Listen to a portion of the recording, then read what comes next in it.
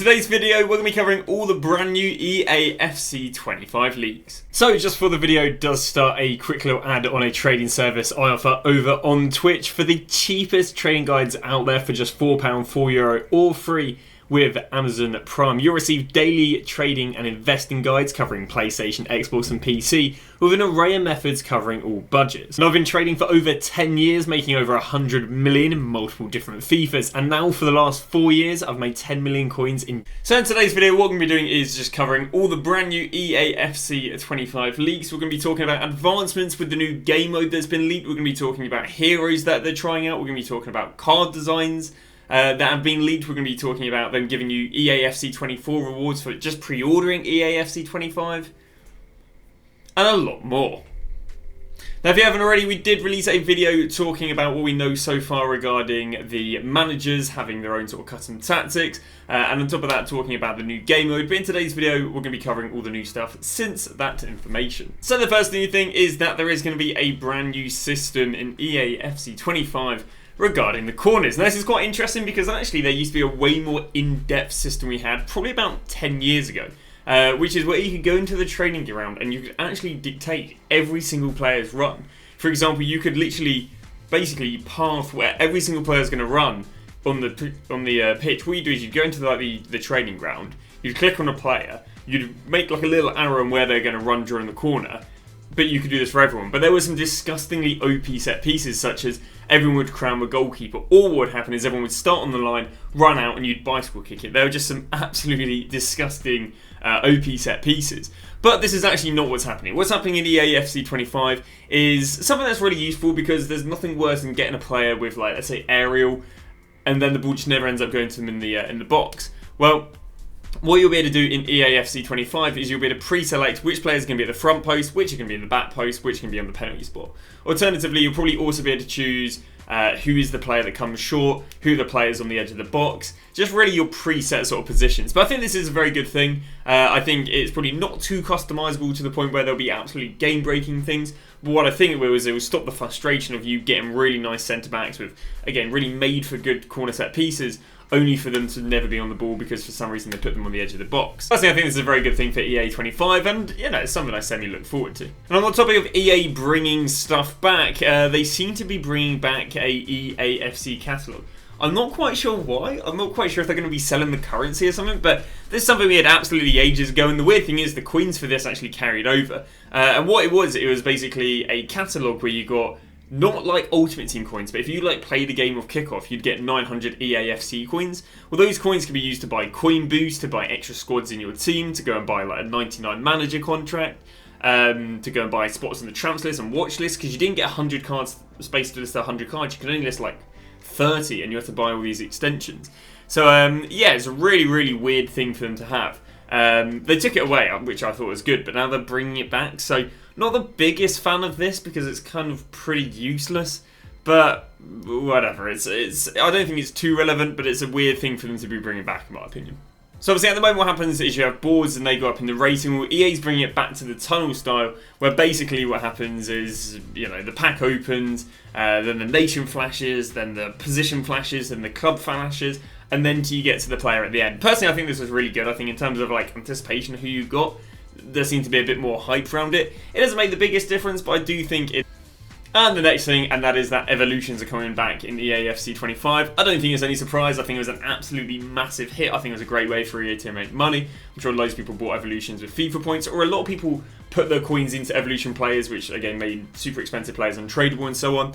So yeah, I can see it working really well for EA's point of view, and I think again as a player, I think this is a really, really good implication from EA, and yeah, I'm very happy this is going into next year, because as a trader as well, it's one of the decent ways of making money, because it takes so many players off the market, makes them rare. The only problem I do have with evolutions is a lot of people got banned off the back of kind of trading with this sort of stuff. For example, if you had a silver in your club and you sold them for 5, 10k because they went up for an evolution, people were getting banned for that because EA thought people were coin transferring. So that's the one problem I have with evolutions, is not only do they not update the price ranges of players who go extinct fast enough, but they're also, the ban detection system isn't aware of which players go up for the evolutions, and as a result unfairly banning people. Here is also the official logo of EAFC 25. It's practically the exact same logo as EAFC 24, but I understand why they've done that. Obviously, if they've changed the name of the game, the last thing to do is keep changing your branding up a lot each year. So yeah, it makes sense that they haven't changed the logo much, but for those that are interested, same logo next year as this year. Very interesting as well, the official release dates, which is the Ultimate Edition, the 20th, Standard Edition, the 27th, so obviously 7 days later. And we will have a 10-hour EA Play, which is interesting, because I don't believe we had this last year. I also believe that's about 2 to 3 days earlier on the Ultimate Edition than normal. So yeah, very nice. It also means we basically only have about 70 days now to the new EAFC coming out, which is very interesting, or very exciting. But and yeah, and information for what's going to be about next FIFA should start coming out a lot faster, especially with EA releasing some official content probably in the next week to 2 now. So also a bit more information about the new Penta game mode if you guys aren't aware or haven't watched the previous video. Penta is basically a 4v4 game mode within Ultimate Team where you select one player from your club, you basically load in with 3 of your mates, and then you play another 4 people. Can be played like a drop-in, or can be played with players in the club. Well, there's a bit more information about this, because I presume, again, Nick probably made a video about it, and, Matey has the questions that people are answering. Then the first point, he basically covers that you can just use any player you want, unless you're doing some sort of objective, where you can only use certain players, such as a maximum 75 rated, or a maximum 82 pace. The second thing he covers is that there's no system where one person's the leader. What he means by this is, in terms of, like, who's guaranteed to wear the kits, who's going to, choose the set formation, or so on and so on. And that's about it. I'll be honest with you, no real advancements. I think he's just maybe covering up stuff that wasn't clear for people who didn't presume this sort of stuff. But for me, a lot of this stuff was a presumption anyway. Interesting news as well regarding icons already starting to be leaked, but Buffon is currently being tested. Now there's like 3 different things that seem to happen with tested icons. You've either got them being released at the beginning of the game, you've either got them being released halfway through the game. So I don't know if you guys remember when Ledley King wasn't released at the beginning of the game and it was released further on through the game. Same happened with Francescoli, same's happened in the past with Riquelme. So EA's done this a few times in the past where they have icons but they're not released at the beginning of the game and then they're just randomly released, but there doesn't seem to be any certain reason apart from maybe licensing and legal reasons. The third thing is that they don't release it next FIFA and it'll be the EAFC 26. So that's what I personally see as them testing icons. It'll either be an official release halfway through the game like King, or it'll just come out in EAFC 25.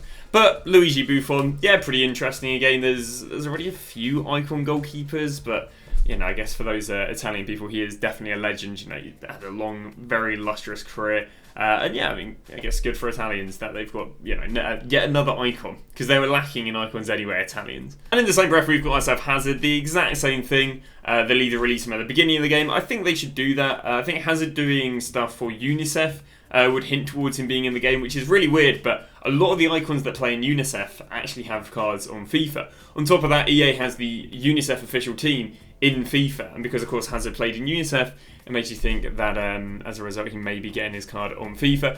But yeah, it's the same thing. I either expect Hazard being at the beginning. They might even use him as one of the players that they try and sell the game with. EA hype up the brand new icons and heroes and use it as promotional content. They could definitely do that. Hazard, again, very, very famous player. Just playing in the Prem, probably has a higher chance of people trying to sell the game with Hazard than Buffon. Weird that he's a hero, not an icon. You can imagine he very easily could have been an icon, especially with Belgium having 0 icons despite the caliber of the despite the caliber of the nation's football ability. So yeah, very interesting that he's only a hero card, but I guess they did the same for company. But there we go. Eden Hazard could either come as an icon at the beginning, midway through, or maybe it will be EAFC 26. Now we move on to is the official card designs. Now again, these are just going to be the card designs we get very familiar with and we see 24/7. Here is the gold card design. I think there's a very interesting comparison, if I'm not wrong, in one of the comments. There we go. That is the EAFC 24 and that is the EAFC 25. It doesn't seem to be in like previous years where there's a significant difference where they had like all 6 stats and they're in 2 sets of columns of 3 and now they're all at the bottom. I expect the exact same thing where it's all the stats at the bottom. All they've done is they slightly thicken the card, which is interesting, so it's a bit wider. And then on top of that, they got more intricate, I guess, design in the background. But then move to the informed card design, which I think looks quite nice. Again, it's not actually too crazy different from the current one that we have in terms of they're just using like triangles and pentagons and whatever. But there we go. There's the Team of the Week card design. We move to the nicest card design, I think, out of all of them by far, and that is the Hero one. A very, very almost like Festival of Foot looking card design. But yeah, really, really cool, really nice and vibrant. So yeah, big fan of that. And there's a concept of what Hazard, again, icon that's kind of leaked to coming out. And here's Hazard, obviously one of the heroes that's leaked to come out with the card design, and I say it just looks really, really nice. A very vibrant card for the beginning of FIFA. As also to be noted, there's fake leaks about these guys being tested as icons, but the official guys and the people we use for reliable leaks say no, they're a load of bollocks really. These are probably players that are very make-believe. They're not guaranteed to be in it, but yeah, they're saying that people have basically been making these up on social media for interactions and so on. So if you have seen leaks about these, yeah, there's not really much to it really, other than it's more of just what people want to see, and therefore that's why people have made fake leaks about these guys getting icons. So here's the leak icon card design this year. The last icon or the last card design leaked. Yeah, it looks nice, like marble sort of looking thing, very smooth looking. But yeah, there we go, the last icon. And the last thing leaked about EAFC 25, it seems to be that there'll probably be some sort of pre-order bonus very soon, and we'll probably also have more information coming out soon because EA's added this to the pack code, and it basically means if you go and buy EAFC 25 now or whenever it's available, you'll go and get yourself a Greats of the Game icon or hero this FIFA. This is not you getting a Greats of the Game EAFC 25 hero, because that'd be kind of insane. Yeah, this is basically just you buy the game now, or you buy next year's or EAFC 25 and you go and get a reward in this year's game. But because they've added that, that means that we can expect to see stuff starting to come out maybe about cover art and so on, and information about the game pretty soon, because of course they wouldn't have added this to the game if they weren't going to let you buy the game very soon. And that is all she wrote regarding leaks. So we'll keep you guys updated every week, or if there is any big information, of course we'll give it a separate video. But there's loads of little bits of information. Nothing really worthy making a video all about one thing, not unless I was really going to milk it. But there we go. Hopefully keeping you guys nice and up to date. Make sure to drop a like and subscribe for more leaks every week. And regarding there not being too much trading content, because of course it's going to be quite easy to go and get big players this time of the year and so on, we'll start releasing a lot of EAFC 25 content, moving more towards that than producing content on the game that, basically has about 60 games left, or probably about 30 games left until people start getting a bit bored. But that is going to be that. Thank you very much for watching, and we'll see you guys tomorrow with a brand new video.